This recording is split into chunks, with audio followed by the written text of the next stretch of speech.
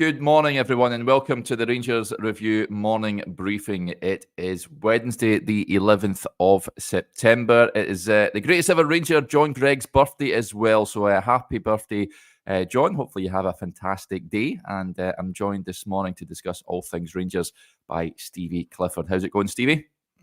Yeah, good morning, mate. Good morning, everyone. I hope everyone is well. Happy birthday to the legend that is John Gregg also. Yes. Ever greatest ever, isn't he? So, yeah. It's not too bad a day, Derek. So, we'll see how this one pans out, won't we? Yeah, we absolutely will. Lots to discuss as ever when it comes to Rangers, and we're going to discuss an off-field issue to begin with. And it was only a couple of weeks ago, Stevie, you and Chris recorded, I think it was episode 2 or the first episode of your new series, The Talking Point, and you discussed what looked like the incoming CEO, Jim Gillespie of St Mirren. News emerged late last night that that move is now off. Now, it's not yet clear why the move is off. I know the Sun are reporting that it was Jim Gillespie himself that decided to walk away from the move. Now, as I mentioned, Rangers it was looking like they were going to appoint the Buddies vice chairman as James Bisgrove's replacement, but it will now be someone else. Who that will be, I do not know, but it looks like Rangers back to square one, Stevie. Yeah, it is. Sorry about that, dude. I was just trying to get the dog. You talking to your dog? She's parting about, so I was getting her to calm down and settle down. Yeah, listen, I think it kind of took me by surprise that he's the one that's walked away from it. If the Sun are reporting that and it's Robert Grieve, I would tend to believe that because he's quite close to St Mirren, and that would make sense to me that would be as close to the truth as we might possibly get it. So why he's walked away, I'm not sure. Is he, that big of a Rangers fan that he realises that he's already on a hiding to nothing before he already starts it? Doesn't want that kind of legacy around it, because let's be honest, Derek, it's not been an appointment that everybody's been behind, is it? There's been a lot of dissenting voices, there's been a lot of criticism for him before he even starts. Would you want to go into a position like that? Where I don't think it's going to be a dramatic life-changing sum of money or anything like that. So no, I'm not sure that I would be, rushing to put myself forward for that as well, especially if you're such a big Rangers fan as well, and you wouldn't want to have that kind of legacy or start in front of the fans already. But it does present Rangers with an opportunity, certainly. Whether or not they're going to take it is another thing, Derek. One of the things Chris and I did discuss was the importance of getting this right. But I think I seen last night that Zeb Jacobs left on the last day of April, more or less, and James Bisgrove left on the last day of May, and we're now September the 11th. So, it's difficult not to be a little bit fed up about the length of time that both processes are taking. Yeah, I can't disagree with any of that. The optics don't look good, if that is indeed the case. A candidate who looked like it was the front runner walking away from this opportunity. But listen, who knows if Rangers have other candidates in mind. We did discuss when I was on with Chris, was it Monday? The former FA managing director down south, Adrian Bevington, was speaking about the role. He says he was following it very, very closely, and he was describing the characteristics that the new Rangers CEO must have. I'll read you quickly what some of the key points from that, because I thought it was very interesting indeed. He says that I think with a club like Rangers, with the stature that they have in the game, and even though they're going through a challenging period at this time, Rangers Football Club should be able to attract someone who has that stature and the ability to lead from the front, but also have a real good understanding of how the industry works and a great network of contacts and relationships with people right throughout the game in Scotland, but also at UEFA, the European Club Association. There are people within Celtic to have some of those relationships already, and Rangers should be expecting similar. You mentioned there James Bisgrove left in May, Stevie, when that news was confirmed that he would be departing Rangers. They should have had so many applications coming in for this role. This is a prestigious job. Why have they not got someone in? And could you understand fans' gripes that it looked like it would be Jim Gillespie from St Mirren, maybe looking for someone with a much more attractive CV, if you like? No disrespect to Jim. Now, what I would say about Jim Gillespie is, I think it's important to say there's no disrespect from my side with Jim Gillespie. But the issue I have with Jim Gillespie is that he's not got CEO history in football. He's not got a CEO background comparable to what we're looking for. He doesn't have experience of a business or demands of a club like Rangers. So immediately, Derek, you're up against it, because what he also has is he comes in at a time where the trust level in the board is absolutely zero. You know, there's no trust in what they're doing, and every appointment they make seems to take forever, and it's always inevitably the wrong one. So that's the issue that Rangers fans have. It's not really a Jim Gillespie thing. It's more of a problem with what we've seen already from this board, and every appointment they more or less make is the wrong one or the wrong option. So he's already got that before he even starts. So he could be wonderful at his job, but we'll never know, because he's not going to get that opportunity. Because all people worry about is, oh, he's friends with the board, he's friends with the Parks. Why is he getting this job? Because he knows them. He's 5 minutes down the road. It's a cheap option. I'll never understand this football club will happily pay a very average footballer £1 million a year, but won't make a crucial CEO appointment and pay him properly. And stop this cycle happening over and over again. And it goes back to a wider thing about this club and about this board and the decisions that they continually make. Is a cycle of substandard. It doesn't matter if it's on the pitch or off the pitch. It comes back to the same thing, Derek, that, you know, inevitably you appoint James Bisgrove, and then best part of 7-8 months later, you're looking for a replacement. And it's a cycle in the football club of heads of department all the time. We need to get this CEO position right. Go and appoint, and this may be a totally alien concept, go and appoint a CEO that's actually got history in the game, like Adrian Bevington, who has FA, Middlesbrough. I think he worked at a couple of Forest, a couple of other big clubs. I'm not saying he's the answer. He's a candidate. He's got the right background. And Rangers fans would automatically go, well, there's somebody at least who has a background in the position. Let's have a wee bit more look into it. No disrespect. A guy 10 mile down the road who's friends with guys on the board, who's worked at a charity, whose football club, no disrespect to St Mirren, have 3,000-4,000 season ticket holders. He's coming to somewhere that's 10, 15 times comparable the sizes of what St Mirren is. And no disrespect to them. It's just a different platform. It's a different way of operating and everything. And that's the issue. Go out there and get the best possible candidate you can get. And then you have immediately, Derek, a benchmark where you can start putting in ahead of the academy. You can put in other positions at the club which need, and put the best structure around possible.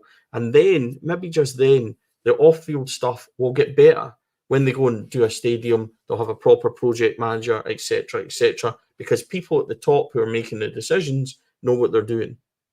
I'm sorry if that sounds a bit radical, but it just seems like very sensible, Stevie. Go and get a proper CEO, I think, is the general consensus. It just troubles me how, as Adrian Bevington, Rangers are a massive football club. There will be big people, and he's in for the job. He wanted the job. So there's one already that's got a good knowledge that's better than spend a wee bit more money to stop the cycle stopping. Then the investors can step back. John Bennett doesn't need to be chairman. These people don't need to try and run it, because they've already shown in the last 3-4 years that they're not capable of making the right decisions. No disrespect to them, but that's what everybody feels. So go and put people in that can alienate all their kind of pressures, take that away from them, allow them to sit back and have proper people running the football club. It just seems like we go from one wrong decision to a wrong decision to a wrong decision. It's like the off-field transfer stuff. It's the same cycle every summer, hoping that we'll eventually get it right. Go and appoint the best people. Otherwise, we're just going to be, if you're going to appoint somebody that's not good enough, Derek, in a year's time, we're just going to be having the same discussion. Yeah. I'm sorry Yep. if that was a wee bit of Yeah. a rant behind it. It's just frustrating to me because we are a big club. Go and act properly. Go and get the Exactly. best people. You want a CEO, instead of putting some guy in that's a director of this, a director of that, go and get the best people possible. Advertise. Get a CEO with some history. It's not difficult. Yeah. Best of British says, I think our board are looking for someone who can also play it right back, of experience in building cantilevers. So versatility, I think, is the key word of the moment. Remember what Graham Souness said, Derek? Mm. There's no football people there that know what they're doing. Yeah. Right? And I can't help but always coming back to that. And I don't think Souness meant it bad. I think he just meant it in the side of who's making the decisions. Yeah. So put them in. Don't get football guys that know what they're doing. You know what I mean? It's just bad decision after bad decision. And then this one, if he's first choice and he's had a peek under the bonnet and all that, and he's decided he's not coming, what exactly is that telling all of us watching on? So it's just a very frustrating situation. Yep, agreed. Right, let's move on to other news. Of course, there was a Q&A last night. Brian, with the point, any thoughts on the Q&A? Philip Clement and Alex Ray at New Edmiston House. It was a charity night for the Rangers Charity Foundation. There were some questions that were posed to the Rangers manager. I'll read you some of those. He was quizzed on a number of issues. Do you feel your squad can mount a challenge for the title? He said, yeah, I'm convinced about that, or I wouldn't be here. Of course, it's a big rebuild, 16 players left. It was not easy to have a good transfer window because 7 players left for 0 and had to be replaced by players that cost money. We had to cut the wages because it was not sustainable the way the wages were built the last couple of years in the squad. He was quizzed, what can you say to the fans who are growing impatient for regular success to return? His response was, everybody's working really hard for that, and they need to realise players coming into this club need time to adapt. There is nobody in the world that can predict how they will react. You have some players, not only here, but in the world, who need 3 months, 6 months, and some after a week adapt. It's a really personal thing. You can't predict before. I'm sure we brought in several really talented players who will grow and will become better in the next couple of years. Other points he was quizzed on. He was asked, has there been any transition to Scottish football that's been more challenging than anticipated? To be honest, not really. There's not a big difference with the Belgian league. You also have a lot of teams playing with the low block and in transition towards the top teams.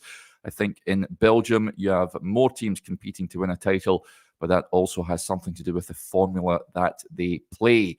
He was also asked how many windows until you have the squad you want. I wish I had the answer to that in this crystal ball. I know a lot of fans and young ones like to play the PlayStation, Football Manager, and all those things, but in real life it is totally different. You cannot make any prediction about that because first it's about the finances you have yourself. I don't know that yet for January. It's about finding the right players and convincing them to come. It has to do with relationships with players and agents and other clubs also, if they want to let them go or not. It's impossible to predict that. All I can say is we'll do it as fast as possible, but you don't have everything in your own hands in that way. You can only work really hard for that. So that is just some of the questions that were posed to the manager, Stevie. Nothing extraordinary or sensational coming out from that Q&A. I've seen some supporters saying, why was it going ahead in the first place, given the general feeling and the state of the club at this moment in time? I've seen some people reporting that were at it. That it was a good night. What do you make of some of the questions posed to the manager? Yes. Glorified kind of press conference, isn't it? Like, there was never going to be, a big thing. He was never going to say anything that was kind of off the cuff, too outlandish or anything. And I'm not really sure that we should have been expecting anything more than a kind of fairly straightforward. Derek, I'll get into trouble for this, but the time for talking is kind of over with regards to Philip Clement and stuff like that. We've heard a lot, and he's talked a lot about systems. He's talked a lot about people bedding in. He's talked a lot about, what he's going to do and how long it's going to take, etc. Just, I understand all that, and I get it, and understand why he was there last night. It's a charity thing. It's pre-planned. I get it. I get all that. But I'd like a wee bit more now if we just kind of focused on what exactly is going on in the pitch. We've got a vital little period coming up. It's not a straightforward game on Sunday, but it's a newly promoted side. Go and play some good football, and then we've got a European game to look forward to, which isn't unwinnable. It's going to be challenging again. But I'd like to just see more focus on, and I'm not criticising him for attending that last night. That's not what I mean. I would just like to see us get our head down a wee bit, get some results together, and things that are happening off the pitch and everything else. Let that be, but it'll alleviate a lot of the pressure if we just start getting a few results together and start kind of looking like we're a decent football team. So there is things to be positive about, believe it or not. I'm looking forward to seeing Barami in the 10 position. Could he then, we've spent 4 million on him and we're not even concentrating on him, but he's got to be a good player for us. We're hoping that he is. Could he knit together Czerny on the right? Cortez is coming back on the left.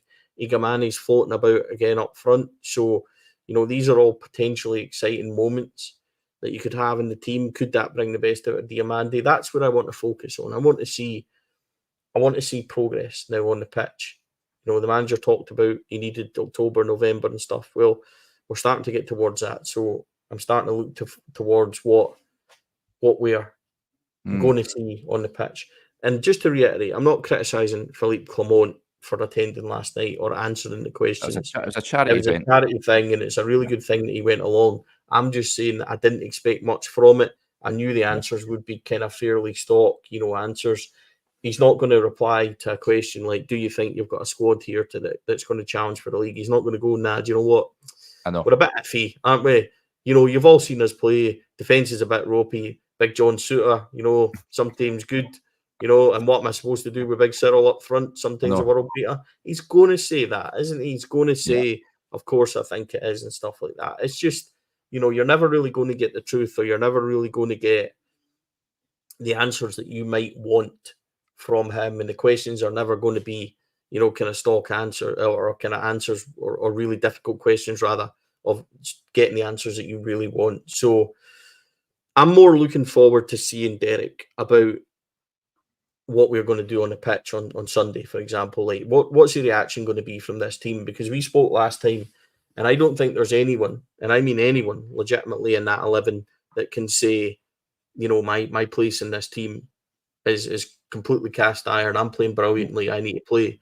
There's question marks surrounding absolutely everyone, which makes his team selections interesting, which makes, individual performances interesting.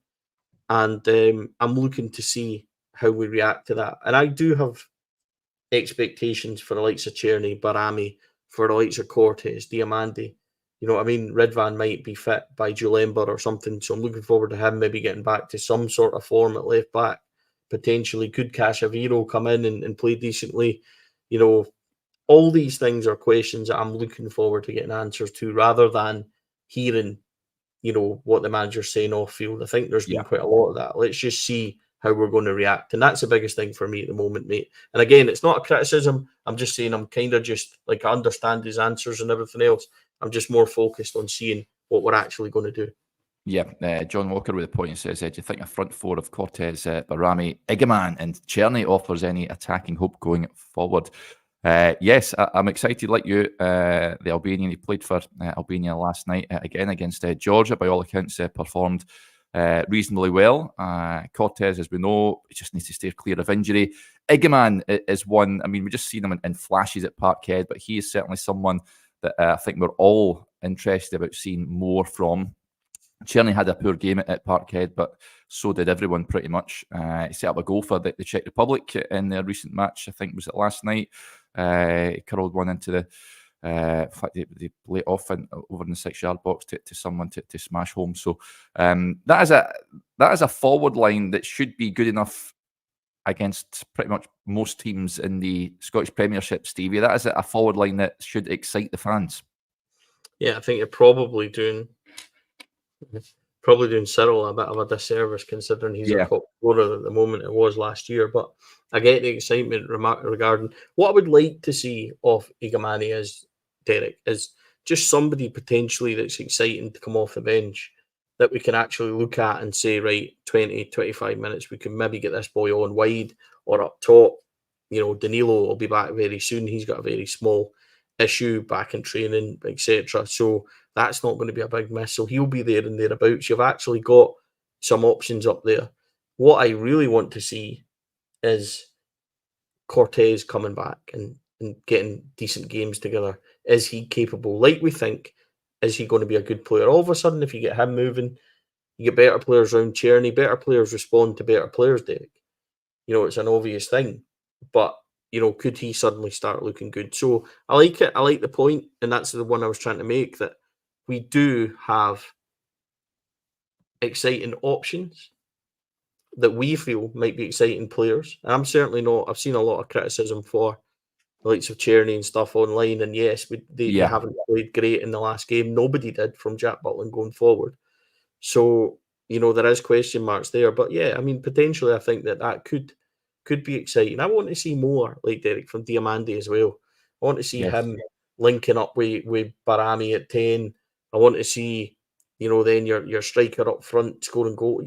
I want to see things from people. There is potential there, but Sunday's the type of game where they have to turn up, show it, dig in, because you'll need to win the battles. They'll be up for it at home. They've started fairly well, but let's be honest, Rangers need to go and insert themselves on these games and start showing what they're all about. And there's been a lot of talk. That's what I mean about this. But go and show it now. Go and get it done, and let's see what you're properly made of. It's a huge game on Sunday. He has to win that game. Rangers cannot afford to drop points. I have a bit of apprehension about the game, I've got to say, going up there, especially playing at that time. I'm never a fan of those early kickoffs either. Dundee United, it will be their cup final.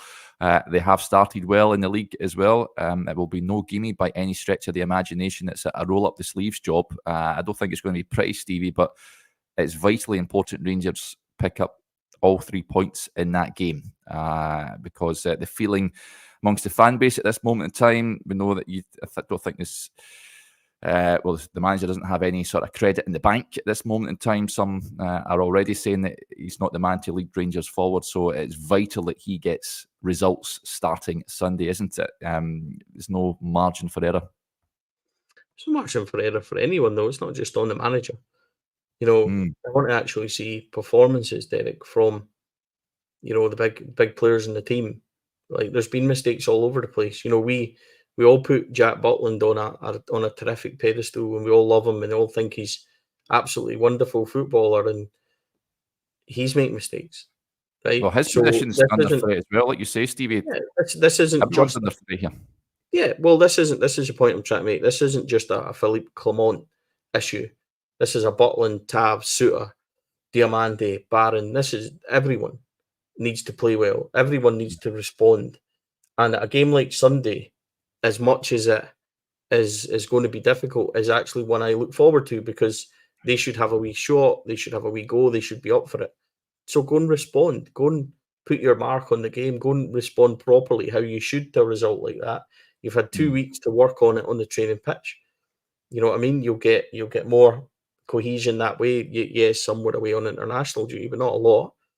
So start rectifying it. Start, making your point. Start getting clean sheets. Start responding individually and collectively as a group. So I look forward to it. I've not got any apprehension, because I look forward to seeing how they're going to respond, Derek. And as for Clement having to start getting results, and nothing's changed with Philippe Clement. He's just had a contract extension. He's not going anywhere.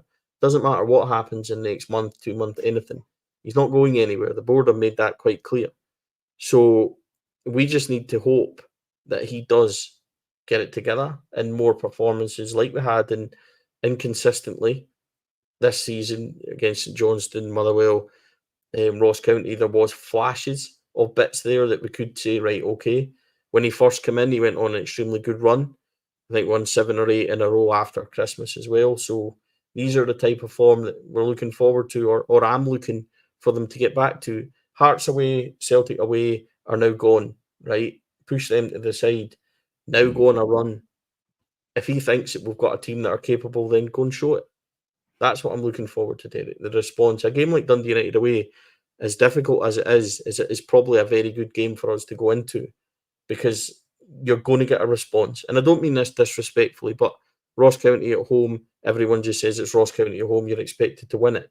Go and get a result at Tannadice in a game where you think it's going to be fairly difficult and it's going to be they're going to be up for it and stuff like that. Shows a wee bit of bottle, a wee bit of resilience. So that's what I'm looking forward to, and I don't think it's a terrible fixture to go into. Yep, and I hope we do get a response. Yeah, certainly do on Sunday.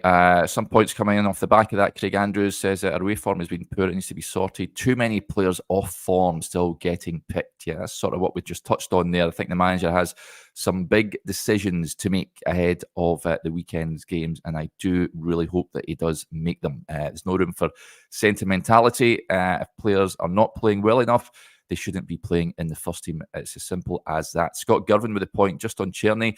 Right wing is the issue now. If Tierney is a yard ahead of the left back, he's still going to get caught when he switches to his left. Is that a concern for you, Stevie? No, not in the slightest.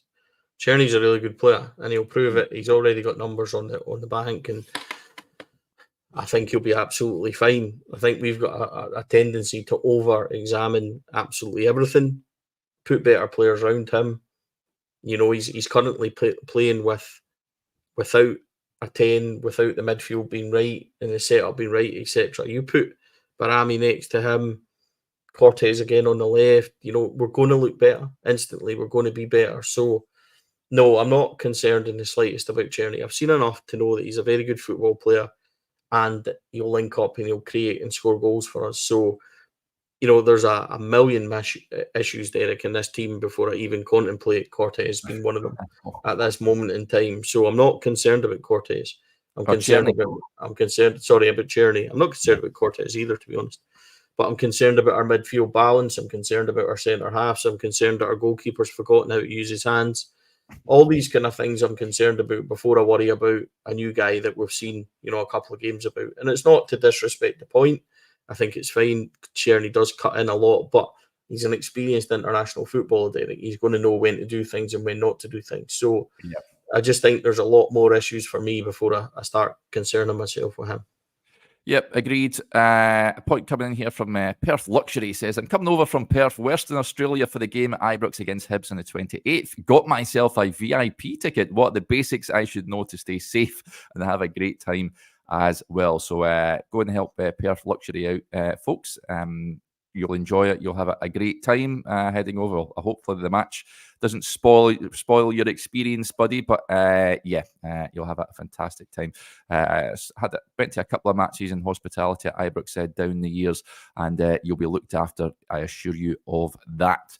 Other news you may have seen yesterday. Derek, can I just quickly say to the old boy from Perth there, the game's actually the 29th.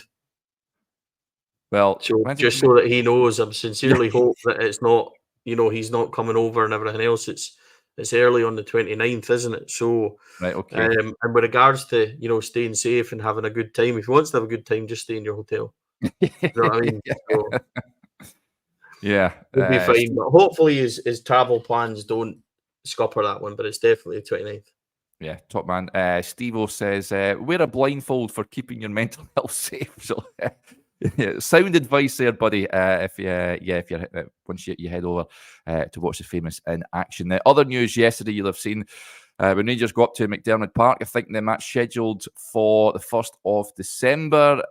Now the away allocation has been cut. Rangers will no longer have access to the East Stand. Their new owner, the American owner, Andrew Webb, came out with an open letter to the St Johnstone fans yesterday, urging them to pack the ground with their own fans. But they are reducing the away allocation, Stevie. But I've got no problem with this if they're going to fill it with St Johnstone supporters, but that is up to them to do that. But it's just unfortunate that a venue that so many Rangers fans can head up to, some are going to miss out for this game. Yeah, listen. I don't know what you want me to say, because I would be all for Scottish football just stop eating itself to death and stop hating each other, where we have live games and there's like 20 people in a stand because they're not willing to give it to either side of the old firm, which will give them revenue, which will give them a capacity and everything else. Livy are the only ones that sensibly use their head and let the teams have three sides. And last time I looked, there was no issues, there was no problem. They benefited. I think they told us it would be, relative to, 300,000, 400,000 pound a year income for them. But if teams want to choose now, and this isn't St Johnstone, this is Hibs, Hearts, Aberdeen, whatever. If they want to do that, then that's entirely up to themselves. And I don't mind if we go up there and have 700 fans and there's not a spare seat in the house. I don't mind that at all, because that's their business. Yeah. But surely we could say to teams, you come to Ibrox, how many tickets do you want? There's an away allocation now, because we'll be doing that for Celtic coming anyway. Do you want that amount of tickets? Could we get the same? Could we stop actually hating and trying to destroy our game and everything else? Because that's what it is, Derek. To me, it's just now gone beyond petty. This isn't about, football anymore, or proper business decisions. Because if it was, you would sell out and just give, as much tickets as you can, so that you would benefit and get the revenue in. This is now just about not giving it to the Old Firm either side, and not giving it to them because, there's been a backlash from supporters and stuff like that. And that's how it all started. And honestly, it's a bit tiresome. You don't want us there. You don't want us to sell out. Fine, whatever. Just, get on with it. And we'll just watch the games now with, 10 people and a dog in a stand instead of having it filled out and stuff like that. And I'm sorry if that sounds bad, folks. It really does. I'm sorry if it is. But it's just a wee bit tiresome, Derek. These decisions aren't getting made for the best thing for football, for our game, or for business. It's getting made just to prove a wee point to the, 1,800 season ticket holders who've got a problem with Rangers and Celtic visiting. It's all a bit tiresome. Yeah. I think the optics don't look, you mentioned there on TV, when you see so many empty seats, the optics don't look good, especially when it's getting beamed around the world. I've been in pubs down south, and folk have just been laughing at the attendances, thinking, what are we watching here? You get more in a League Two game in England, Derek, than you do watching our games. And I remember going to Killie when they gave us both sides, and never once did it give Killie less of an opportunity to win the game on the pitch, because it's still a really difficult venue and everything else. So all these nonsense about we'll have more opportunity, because you're taking revenue and everything else away and you're hurting the club. It's just, look, honestly, it's not a football business decision, Derek. It's spite and it's nonsense. So sorry to come in on it again, but you're right. You're watching it on TV down south and all that, and it's just rubbish. It looks awful. So, leave them to it. And and by the way, see when they come to Ibrox and they've got 20 in the away end and stuff like that, what we should do is just close the away end. If they're not selling the ticket, put them in the club deck like we did. That's what happened last season. Remember, Stevie, Livingston fans put up there. See if teams are going to start doing that to us and they're not selling out and everything else, just start playing the game back to them, Derek, and start giving our own opportunity for our own fans to attend, put the prices down, whatever you want to do, instead of having 600 seats in the corner looking terrible because 20 people turn up. Simple. Yeah, absolutely. Right, folks, that'll do us there. Big thanks to Stevie, as ever, for joining us on the show. And thank you to each and every one of you for interacting as well. It is very much appreciated. Right, we'll speak to you tomorrow. I think I'm on with Chris, if I'm not mistaken. Chris or Joshua, it'll be one of them, hedging my bets. But hopefully you can join us tomorrow. Until then, enjoy the rest of your Wednesday. Bye for now.